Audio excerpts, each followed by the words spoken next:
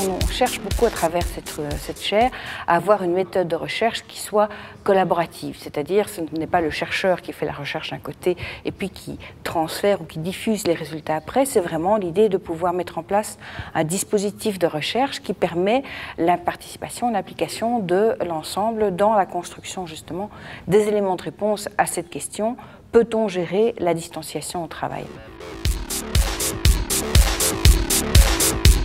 Effectivement, il existe une distance qui est plus ou moins variable pour chacun des collaborateurs entre son job et lui-même, entre la façon dont il va s'impliquer et lui-même.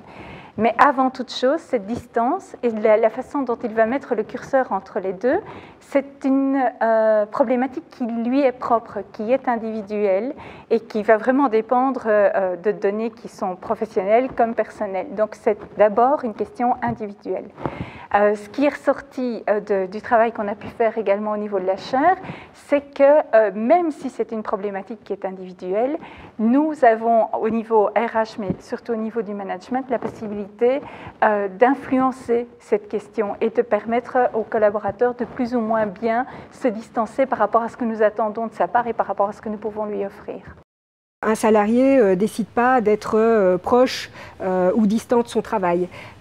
Certes, il a un rôle à jouer là-dedans, mais de manière plus générale, il y a toute une série de facteurs qui rentrent en jeu, et notamment la relation au supérieur hiérarchique, qui joue un rôle là-dedans, la relation aux collègues de travail, qui également joue un rôle, c'est comment se porte la société.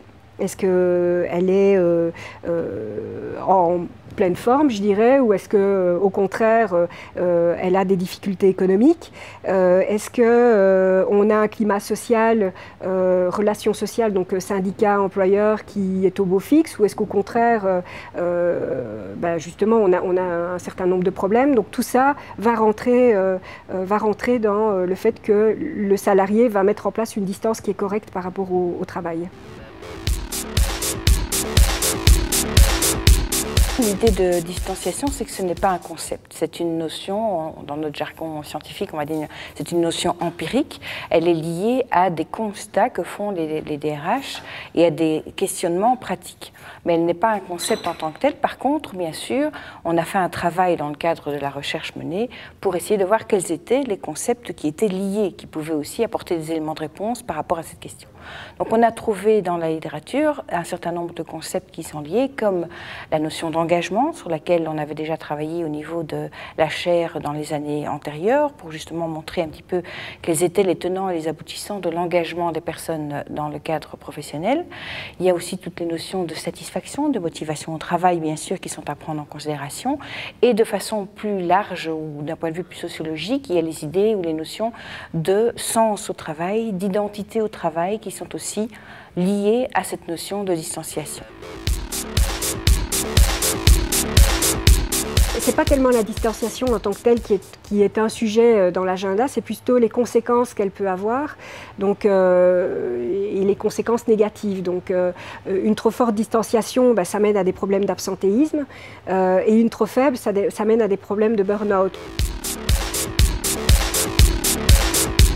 Les travaux ont permis de mettre en évidence que justement le rôle du manager de proximité était essentiel dans cette gestion de la distanciation. Bien sûr, il n'est pas tout seul, il n'est pas tout seul responsable de cette distanciation et il n'est pas tout seul acteur pour pouvoir gérer au mieux ces distanciations.